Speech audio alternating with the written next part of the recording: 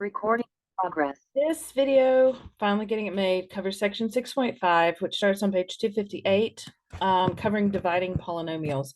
I wanted to start off just kind of reviewing our dividing, particularly with exponents, variables with exponents.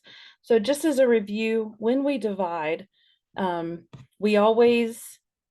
I start with, like in this case, I have 51x to the fifth y squared divided by 34x y cubed, and split it into the different types. So all of these are multiplication, but I have my coefficients. So I'm going to have 51 over 34, and that's being multiplied times x to the power 5 over x, and that's being multiplied times y squared over y cubed.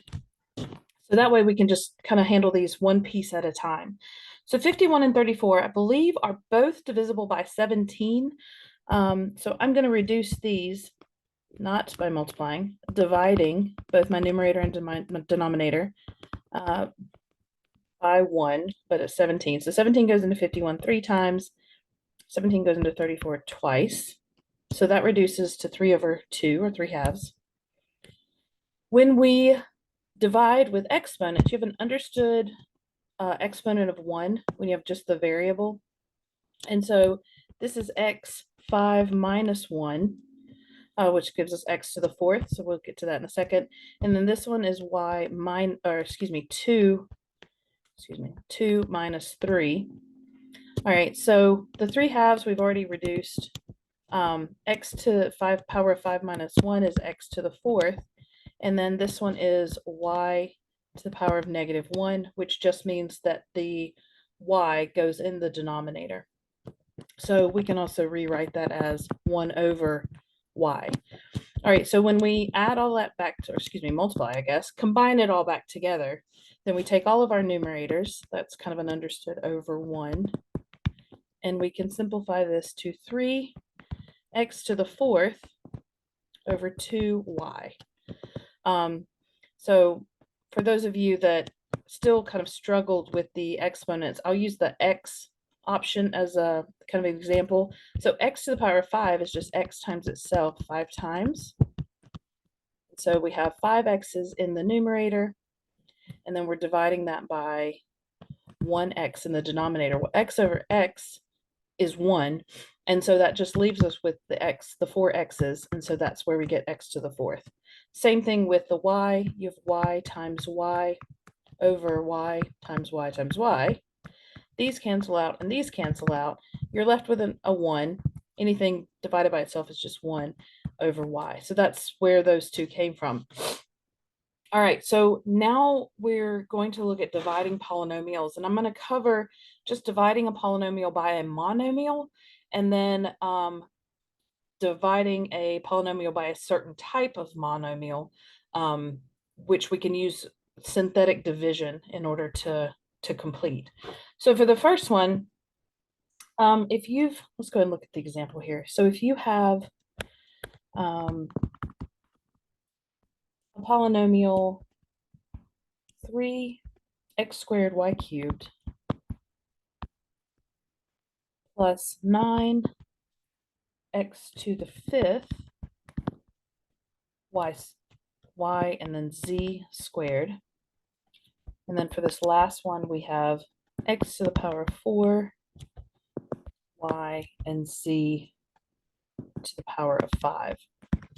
And so we're going to divide that polynomial by 3xyz. So what that means is each term in the numerator is being divided by 3xyz. We can't combine any of these because we've got plus or minus between the two. So we've got separated terms. So you can kind of treat this like the example they give in the book, just using variables for the whole term, is if you have a plus b plus c divided by d, you can rewrite that as a divided by d plus b divided by d plus c divided by d. And then, of course, that plus obviously could be replaced with a subtraction, because subtraction is just the adding of a negative number. All right, so let's do that with our example. So my first term, or my a, from the generic form is the 3x squared y cubed. And I'm dividing that by 3xyz plus 9x to the fifth yz squared divided by 3xyz minus x to the power 4 y and z to the power 5 divided by 3xyz. All right, so we know that 3 divided by 3 is 1, so those cancel each other out. The x in the denominator cancels out one of the x's in the numerator, so it actually just gets rid of the squared exponent, so we're left with just an x. The y in the denominator cancels, and then this one becomes a 2 because it's just 3 minus 1, and then the z stays in the denominator because there's none in the numerator to cancel out. So this one, we're left with our x and our y squared. That's no way to do that neat. And then in the denominator, we're left with our z. So I'm just going to put x, y squared divided by z. So in this one, the 3 does go into the 9, so the 3 becomes a 1, the 9 becomes a 3. The x in the denominator reduces that exponent to a 4. The y's completely cancel each other out, and the z cancels out one of the z's in the numerator. So we're left with 3x to the power 4 z, and there's nothing, everything in the denominator got canceled out. So you can think of that as over 1 or just leave it. It's a whole term. There's no denominator. Minus, in this case, the 3 is going to stay in the denominator. X's, that one cancels out. This one becomes a 3. The y's cancel each other out, and the z in the denominator cancels out, and that becomes a 4. So we're left with x cubed, no y, z to the power 4. And that's our last one. So at this point, we have 3 different terms. They have different variables with different exponents. So there's nothing we can do here to combine these anymore. And we are finished with this division problem. That's it. That's all we can do. Okay. Also, at the end of the video, for those of you who who would like to just have some coverage of long division with these polynomials, I'm going to go ahead and do that at the end of the video. But for now, I want to go ahead and move on over to page 260, where I talk about synthetic division. So synthetic division, let me go and write that down. Works with a certain type of polynomial and a certain type of binomial. Okay, so when you have a polynomial that has one variable with multiple exponents, you can use synthetic division to reduce it without using all of the variables that are necessary in long division.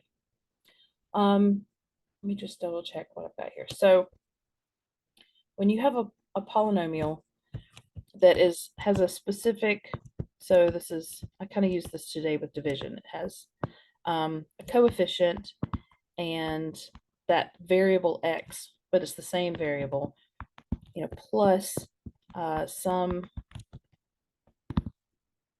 same variable you can see, but it's got a smaller exponent. It kind of goes all the way down until you get to your constant term, that's your a0. Then you can use that and divide it. You can use synthetic division when you divide it by a binomial in the form x minus a, where a is a constant. So, and of course, a and these those are the constants. They're coefficients of whatever that variable is. All right, so let's go ahead and look at an example here. So if we want to divide 3x cubed minus 8x squared plus 14 by x minus 2. Okay, so first we have to define our a. So to define a, that's a e.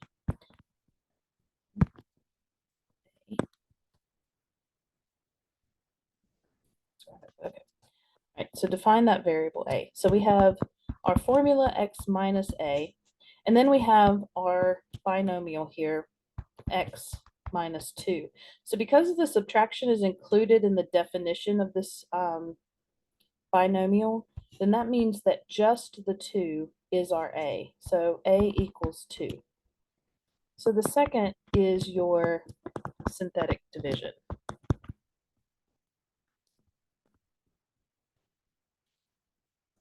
All right, so I'm not going to write the steps to this process, but you do have them in example 4 on page 260. What we do though is off to the side, we kind of put a little, it's like a upside down division box, because we're trying to refrain from doing the whole long division thing. But division is just, we take our estimated answer or quotient, we multiply it times the divisor, and then we subtract it from the dividend that we're comparing it. But what we do with synthetic division is we just take the coefficients of each of our terms and we line them up, and then we go through this process of multiplying and adding and moving on to get our final answer, our quotient. So what we want to do here, I cannot, hold on a second. My menu is covering what I need. Recording in progress.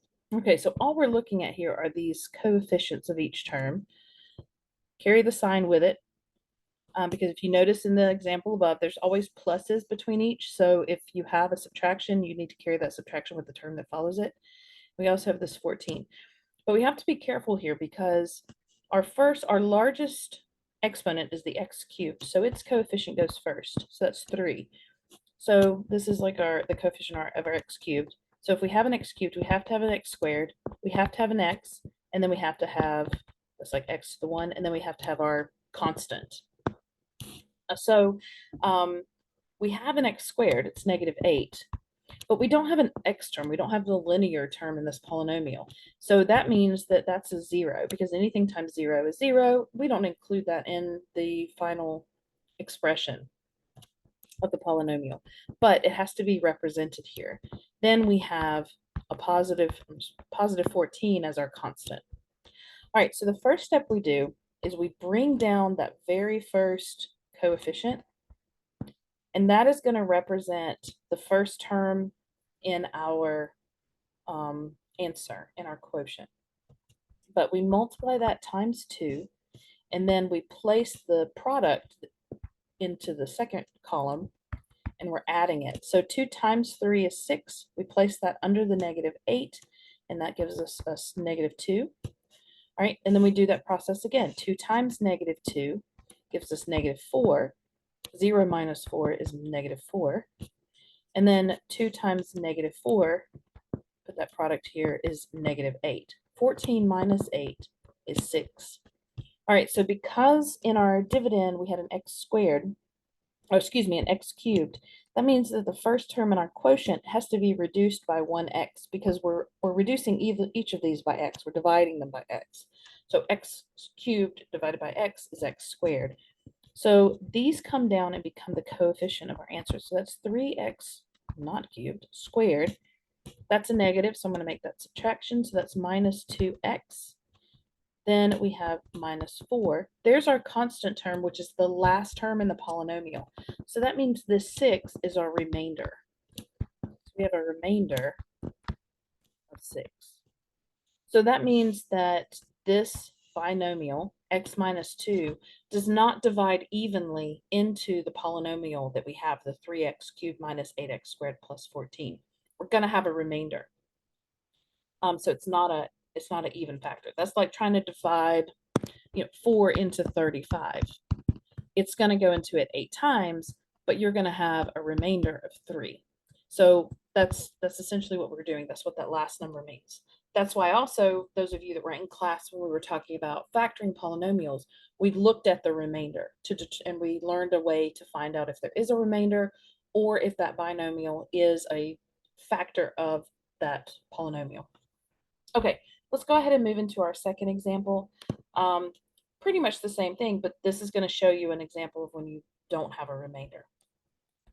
All right, so for this one, we want to use synthetic division to divide x squared cubed minus 7x plus 6 divided by x plus 3. This also is a reminder of what to do when your binomial has a plus sign. You pretty much just, whatever the sign is between the x and the constant, your a is going to be the opposite. So instead of a positive 3, it's going to be a negative 3. Because we have x minus a, and we need it to mean x plus 3. So we have to keep that subtraction, but to have it mean a positive 3, that makes that a term negative 3. So a equals negative 3. Now we go ahead and plug that in here, and let's get my coefficient. So my a cubed is, x cubed is 1, coefficient of 1. There is no x squared term, so it's an understood 0. My x to the power of 1, which is x, is a negative 7. And my constant term is 6. All right, so bring that first one down, and let's start our process. We're going to multiply. So negative 3 times 1 is negative 3. 0 plus negative 3 is negative 3. Negative 3 times negative 3 gives us a positive 9. Negative 7 plus 9 gives us a positive 2.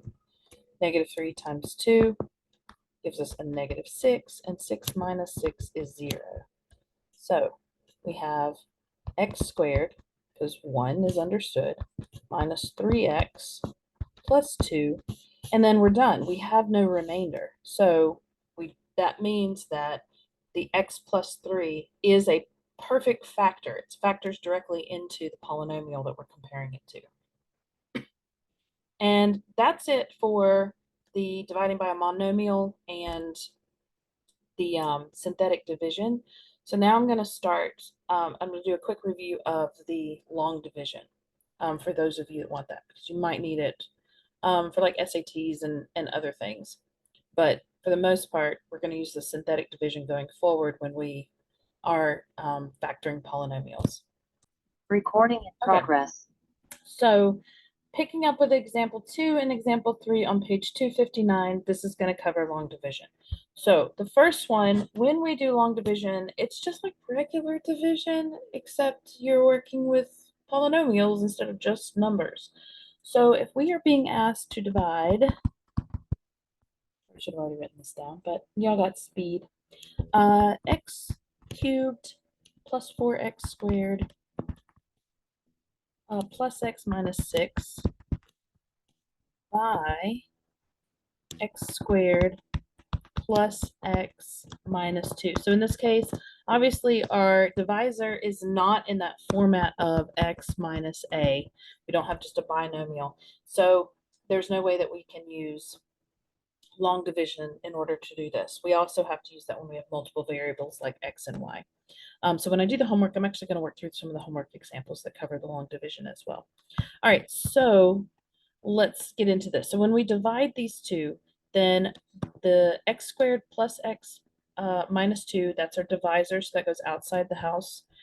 So we have x squared plus x, I don't know why I'm doing it way over there, x squared plus x minus 2 is being divided into, I need my small, x cubed plus 4x squared plus x minus 6. Okay, so what you have to do is, in order for your quotient, you need to look at this very first term. What do I need to multiply that by to get x cubed?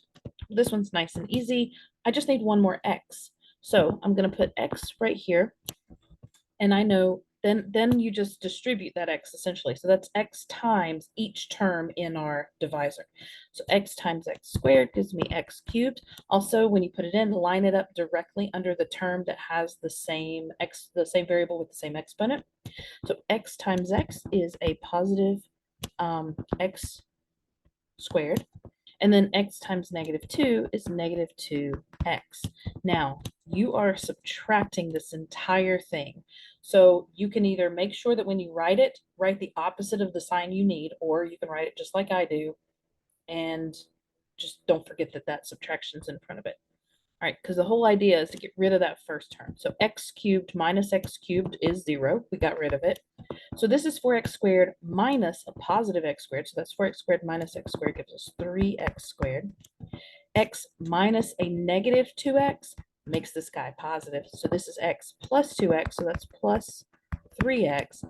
And we're done. So now, just like in long division, we're going to bring down our next term. So instead of the next digit, you bring down the next term. And I'm going to go ahead and erase this so it doesn't confuse things. All right. So now I need to look at again, same term in our divisor polynomial. What do we need to add to x squared to get 3x squared? Well, all we need to do is multiply it times a positive 3. So plus 3 means 3 times x squared. That gives me 3x squared. 3 times x gives me a 3x. And 3 times -2 gives me a -6. Now, be careful. We're subtracting this, just like in long division. So all of these signs, these are going to cancel each other out. So 3x squared minus 3x squared is 0. Good. 3x minus 3x is another 0. And -6 minus a -6 is like -6 plus 6. So it's another 0. So we have just been able to find our quotients with no remainder. So our final answer here is x plus 3. And that's it. It's really not terribly complicated. I should have gone to the trouble, but it was Monday and blah, I was not interested. So let's go ahead and look at one thing. We've already talked about this. However, the fact that we have no remainder, it's 0 here, means, I can spell, that our divisor, x squared plus x minus 2, is a factor of our dividend, x cubed plus 4x squared plus x minus 6. So that means that quadratic trinomial, x squared plus x minus 2, divides evenly into our polynomial that we have as our dividend. All right, so let's see what it means when we check for factors. So what we have in example 3 is we need to determine